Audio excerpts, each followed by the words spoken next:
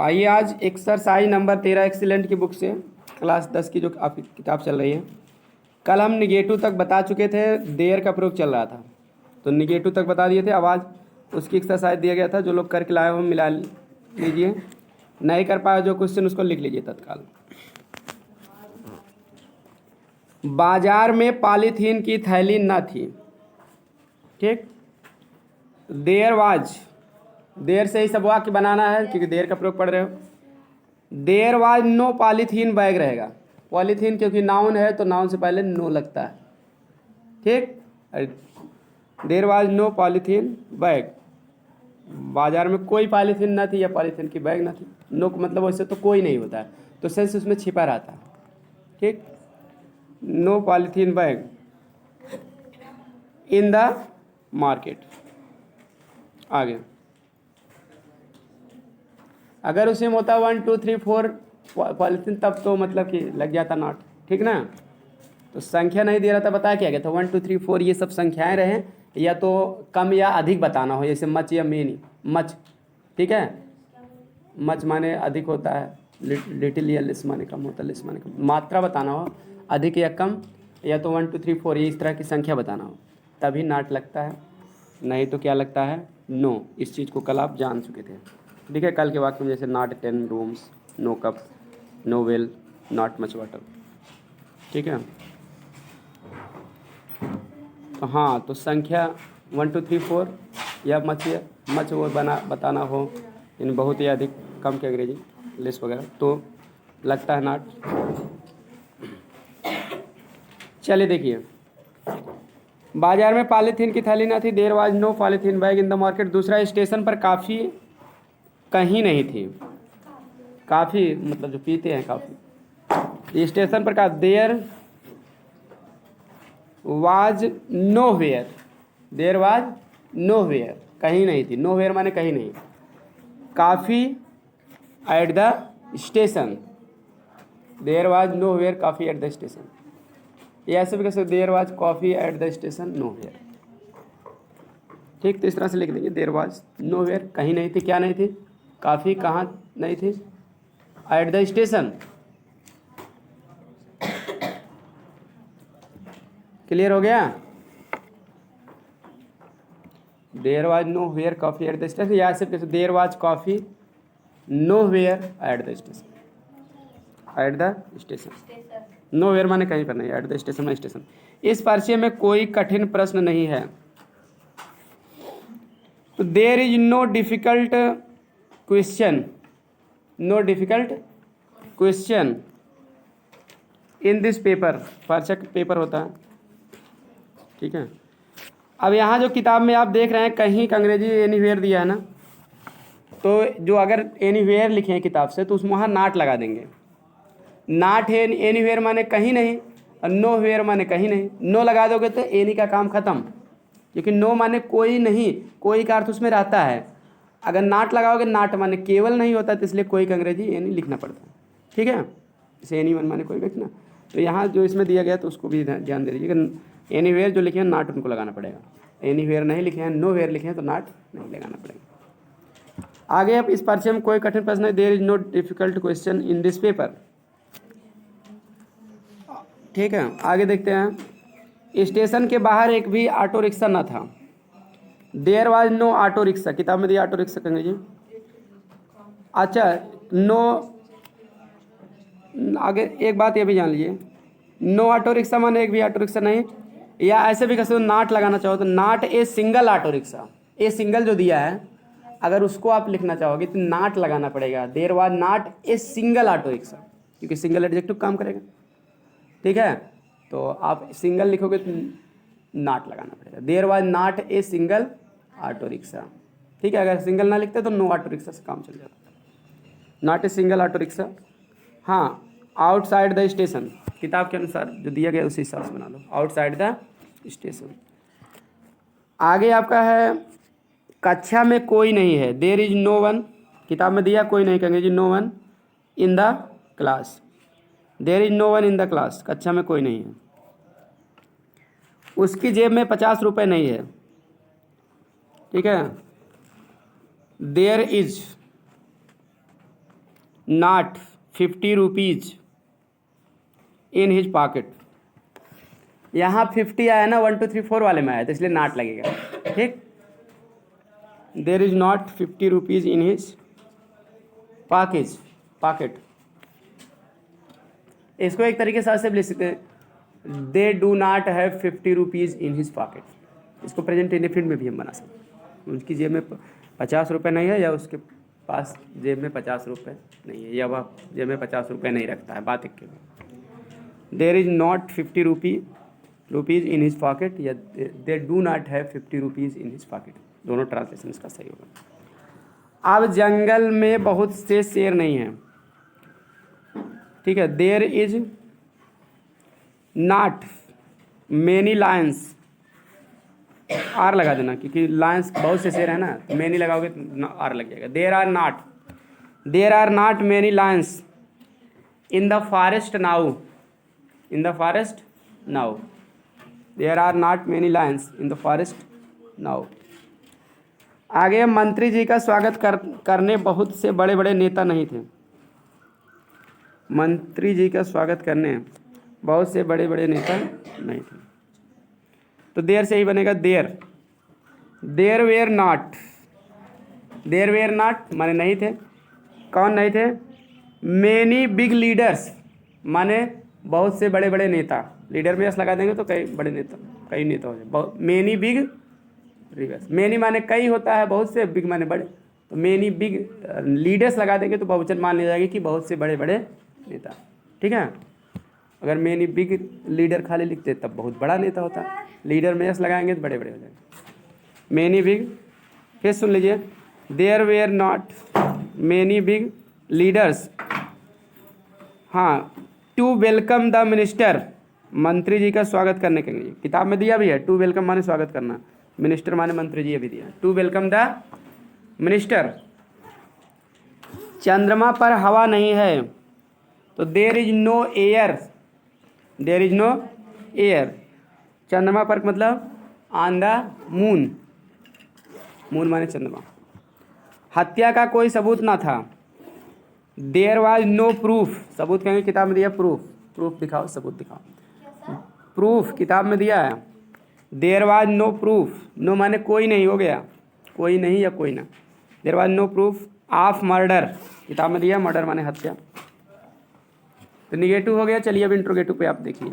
पहले इंट्रोगेटिव के वाक्य समझ लीजिए, फिर एक्सरसाइज हम फटाफट बता दे रहे हैं। नियम हमारा इंट्रोगेटिव क्या करे, यदि वाक्य के प्रारंभ में क्या हो तो अंग्रेजी बनाते समय इज आर वाज वर, फिर देयर, इसके बाद करता आता। मतलब कि देर वाले वाक्य में अगर इंट्रोगेटिव है, क्या आया, तो पहले सहायक क्रिया लिखोगे इज आर वाज वर, उसके बाद सब्जेक्ट देयर लिखोगे। ठीक, उसके बाद जो है अगर जो भी रहेगा नहीं रहेगा तो नॉट लिखोगे, नहीं तो आगे सब कुछ लिखोगे। उदाहरण देखते हैं, किताब में दिया, क्या मेरी जेब में 50 रुपए का नोट है, तो हो जाएगा is there a 5 rupee note, क्या 50 रुपए का नोट है इन माई पॉकेट, मेरी जेब में। सॉरी 5 माने 5 है, सॉरी, क्या मेरी जेब में 5 रुपए का नोट, is there a 5 rupee note in my pocket. अब यहाँ देखिए 5 और रुपये के बीच में हाइफन लगा दिया गया, तो हाइफन ये बताता है 5 रुपए का एक ही नोट की बात किया जा रहा है, तो ए लगाया जाता तब उसके पहले, ए 5 रुपी नोट।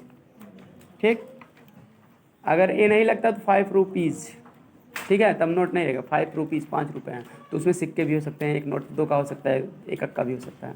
क्लियर, इस तरह से। क्या हमारी अलमारी में कुल 25 पुस्तकें थी, वर देयर क्या थी 25 बुक्स, 25 पुस्तकें इन आवर अलमीरा, अलमीरा मीन्स अलमारी। नियम 2 है, कितना, कितनी, कितने के साथ उनसे संबंधित नाउन भी आते हैं। मतलब कितना, कितनी, कितने शब्द अगर ट्रांसलेशन में आएगा उसके साथ जो नाउन रहेगा, जैसे कितने लड़के, कितना पानी, ठीक है, कितनी लड़कियां, ये सब आएगा तो लड़के लड़कियां पानी जो भी है उसके साथ जुड़ा है नाउन, वो जुड़ा रहेगा प्रश्नवाचक में ही। ठीक, उदाहरण देखते हैं, प्याले में कितना दूध है, तो कितना दूध जुड़ा है तो कितना दूध का अंग्रेजी इकट्ठा लिखा जाएगा, हाउ मच मिल्क। उसके बाद वर्ब लगाओगे इज, उसके बाद देयर इन द कप। आकाश में कितने तारे हैं, तो हाउ मेनी स्टार्स, तो जो गिना जा सकते, एक तारे 2 तारे, तो हाउ मेनी लगेगा, संख्या जिसकी पूछा जाएगा। हाउ मेनी स्टार्स, कितने तारे, तारे जो है कितने के साथ जुड़ा है, तो कितने के साथ जो नाउन रहेगा उसको भी साथ में लिखा जाएगा, प्रश्नवाचक में। How many stars are there in the sky, क्यों लिखा जाता है उसका भी मैं कारण बता दूँ, क्योंकि मच और मेनी ये जो है एडजेक्टिव है, तो एडजेक्टिव अपने साथ नाउन लेता है। तो नाउन के रहने के नाते ये जुड़ा रहता है, एडजेक्टिव होने के नाते इसके साथ इसका नाउन जुड़ा रहता है। चलिए एक्सरसाइज नंबर 14 देख लेते हैं, आप लोग मिला लीजिए, नहीं कर पाए जो लिख लीजिए। हाँ, तो एक्सरसाइज नंबर 14 का पहला वाक्य है, क्या नदी के पुल पर कोई पुलिस ना था, तो was there no police, was there no police, क्या कोई पुलिस ना था, या ठीक है ज़्यादा पुलिस है तो police, no police force, police force है, पुलिस बल, was there no police force, ठीक है, पुलिस बल। क्या, और ये पुलिस फोर्स एक कॉमन नाउन के रूप, कलेक्टिव नाउन के रूप में लिया जाता है, तो पुलिस फोर्स के साथ वाज लगा सकते हैं। अगर पुलिस फोर्स, पुलिस बल मतलब लोगों को बताया जाएगा तो वर भी लगा सकते हैं, यहाँ कोई दिक्कत नहीं, were there no police force. आगे देखते हैं, ठीक है, was there no police force या were there no police force दोनों चल जाए, क्योंकि व्यक्तियों को अगर सेंस लिया जाता तो लोगों को बताता तो वर भी लग जाता है, और कलेक्टिव नाउन के रूप में वाज लगता है। क्लियर, इसलिए आगे, क्या इस गांव में पीने योग्य पानी नहीं है, तो हो जाएगा इज देयर नो, पीने योग्य पानी का कीजिए drinking water, no drinking water in this village, in this village. Drinking water माने पीने योग्य पानी या पीने का पानी दिया गया है, नहीं तो एक शब्द है इसके लिए पॉटेबल, पॉटेबल माने होता है पीने योग्य। आगे, पॉटेबल वाटर या drinking water in this village, क्या खजाने में कुछ अतिरिक्त पैसा था, was there some extra money, किताब में दिया extra money, in the treasure, treasury, खजाना कहीं किताब में, इन द ट्रेजरी, ट्रेजरी माने होता है खजाना, ठीक, किताब में दिया है देख लीजिए, ट्रेजरी तो दिया है वही देख के लिखना। Was there some treasury, some extra money, sorry some extra money in the treasury, some extra money in the treasury माने खजाना, ठीक, was there some extra, EXTRA money, किताब में दिया extra money, in the treasury, किताब में दिया treasury किस में, TREASURY, किताब से देखेंगे। क्या ऊंचे पहाड़ों पर इस समय हिमपात हो रहा है, ठीक है, तो इसकी अंग्रेजी होगा ऊंचे पहाड़ों पर इस समय हिमपात हो रहा है, इज देयर, सब्जेक्ट देयर लगाएंगे, हिमपात होना का अंग्रेजी स्नोफॉल दिया, हिमपात तो स्नो फॉलिंग कर दीजिए, स्नो फॉलिंग, इज देयर, ठीक है, स्नो फॉलिंग, हिमपात होना, या फॉलिंग स्नो भी कर सकते हैं, देयर फॉलिंग स्नो, फॉलिंग माने हो रहा है, गिरना है, क्योंकि बर्फ गिर रहा था, गिरता है ना, तो इसलिए हिमफॉल, स्नो माने बर्फ या हिम, फॉल माने गिरना, इज देयर, हाँ, इस फॉलिंग स्नो या स्नो फॉलिंग कर दें। क्लियर, कहाँ हो रहा है, ऊंचे पहाड़ों पर, ऑन द हाई माउंटेन या upon the high mountain, mountain भी कह सकते हैं, upon the high mountain, high mountain माने होता ऊंचा पर्वत, MOUNTAIN, ठीक, हाई माउंटेन, यस जोड़ दीजिए क्योंकि पहाड़ों है ना, mountains, MOUNTAIN, yes, high mountains, at this time लिख देना, उसके बाद इस समय कहेंगे एट दिस टाइम, हो गया, ठीक है, इज देयर फॉलिंग स्नो या snow falling upon the high mountains at this time. क्या कल बैठक में जोरदार बहस हुई थी, हाँ, तो इसकी अंग्रेजी होगी वाज देयर हार्ट डिस्कशन, किताब में दिया हार्ट डिस्कशन माने जोरदार बहस। क्लियर, हार्ट माने से गर्म होता है, गर्मा गर्म बहस यानी जोरदार भांस, मुद्दा गर्मा जाता है उन्हें। वाज देयर हार्ट डिस्कशन, क्या हाँ जोरदार भांस हुई थी कहाँ? इन द मीटिंग, बैठक में, अंग्रेजी इन द मीटिंग। कल के अंग्रेजी क्या होगा? स्टारडे, क्योंकि बीती बात है इसीलिए। आगे देखते हैं हम, इस गांव में कोई अस्पताल क्यों नहीं है? Why is there no hospital, why is there no hospital, क्यों कोई अस्पताल नहीं है? नो माने कोई नहीं हो जाएगा। इन दिस विलेज। आगे, कार्यालय के बाहर कितने प्रदर्शनकारी थे? तो पहले कितने का लिखेगा? हाउ मेनी एजिटेटर, किताब में दिया प्रदर्शनकारी कहेंगे, हाउ मेनी एजिटेटर्स, ये पूरा लिखा जाए कि कितने के साथ उसका नाउन भी लिखा जाता है। How many agitators were, were WR, were या वर जो भी आप पढ़ते हैं। How many agitators were there, there, हाँ देयर। उसके बाद कार्यालय के बाहर का अंग्रेजी होगा आउटसाइड द ऑफिस, या आउट ऑफ ऑफिस भी कह सकते हैं। आउट ऑफ द ऑफिस कहो या आउटसाइड द ऑफिस, बात है। आउटसाइड माने की तरफ, आउटसाइड द ऑफिस माने बाहर की तरफ, ऑफिस के बाहर की तरफ, या आउट ऑफ ऑफिस माने हो गया तब भी कार्यालय के बाहर। How many agitators were there out of the office या आउटसाइड द ऑफिस। आगे है, इस नदी में कितने मगरमच्छ हैं? हाउ मेनी क्रोकोडाइल्स, मगरमच्छ की अंग्रेजी किताब में दिया भी है क्रोकोडाइल्स, यस जोड़ देना, लेकिन एक वचन के हिसाब से दिया है आपको, कितने बहुवचन है, संख्या पूछ दे रहे।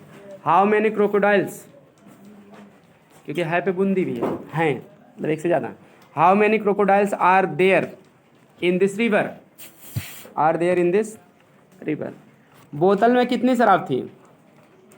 तो शराब को गिना नहीं जाता, मात्रा में मच लगेगा। How much, how much wine माने शराब होता है, किताब में दिया भी है। हाउ मच वाइन, बियर माने भी होता शराब, लेकिन BER उसकी स्पेलिंग है इंग्लिश शराब, ठीक है। हाउ मच वाइन जो किताब में दिया वही लिख लीजिए। How much wine was there in the bottle, BOTTLE, was there in the bottle. क्या कहीं न्याय नहीं है? Is there no, is there, ठीक है, is there not justice anywhere. Anywhere जो लगा कहीं का अंग्रेजी, तो आपको नॉट लगाना पड़ेगा, उसे को लिखोगे is there not justice anywhere, या तो ऐसे लिखो, या ऐसे कह दो is there justice nowhere, तब नॉट नहीं लिखना पड़ेगा, तब एनी भी नहीं लिखा जाएगा। Is there justice nowhere, ऐसे कर लो। जो नॉट कहीं का अंग्रेजी नॉट मतलब एनी वेयर लिखे उसको लिखोगे तो नॉट लिखोगे। Is there justice nowhere या is there not justice anywhere. बात समझ में आ गया? तो चलिए फिर एक्सरसाइज नंबर 14 तक हो गया। आपको इसके बाद जो है हैज़ हैव हैड का प्रयोग बताया जाएगा अगले पार्ट में।